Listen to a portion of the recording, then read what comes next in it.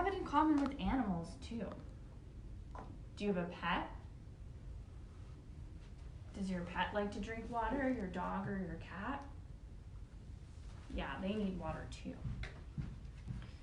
So before I leave you today, I just wanted to give you a chance to do a little experiment so that you could see how the water cycle works in your own house. And what you're going to need for this is just one plastic bag, a Ziploc bag, something that you can seal at the top. Quart size works just fine. If you have something bigger, you're welcome to use that.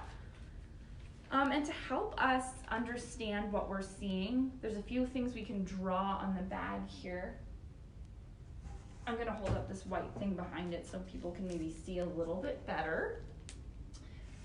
But I went ahead and the first thing that you wanna do is take a dark permanent marker or a Sharpie and draw a water line at the bottom. So my little friends, you can take your marker and you can draw little ripples or waves like you're drawing the ocean or a lake. And to help me remember that this is my ocean down here, I drew some sea creatures. I drew some fish and a little shark. I don't know if you can see it, but you could draw an octopus or a sea star. So just a little bit of water, maybe an inch and a half above the bottom of the bag. And then up at the top, to help us think about the evaporation part of our cycle, when the sun warms the water up, we can draw a sunshine. And finally, to remind us about the cloud formation and the rain that falls down, we can draw a cloud. Yeah, so a sun, a cloud, and some water down there at the bottom of your bag. Now, this is a pretty interesting experiment for if you have some older kids at home too and want to show them the actual pieces of the water cycle. We can label those too. So there's 3 steps. We can draw an arrow going up from the water to the sun, and we can label that evaporation.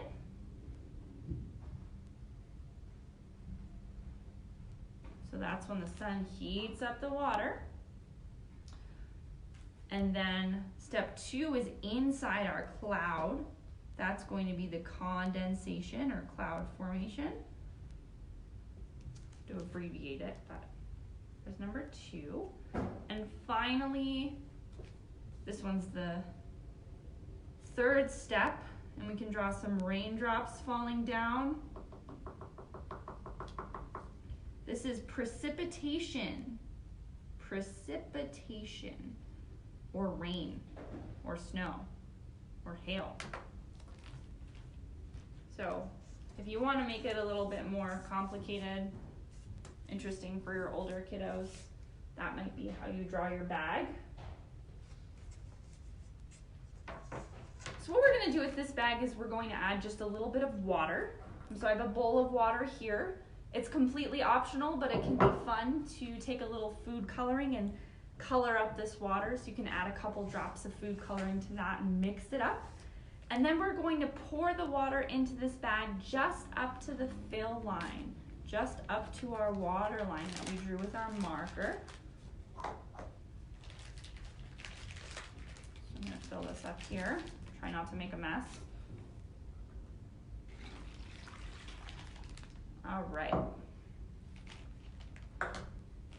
So I've got my water filled up to my water line here. And now once you have your water filled up, you'll seal the bag off.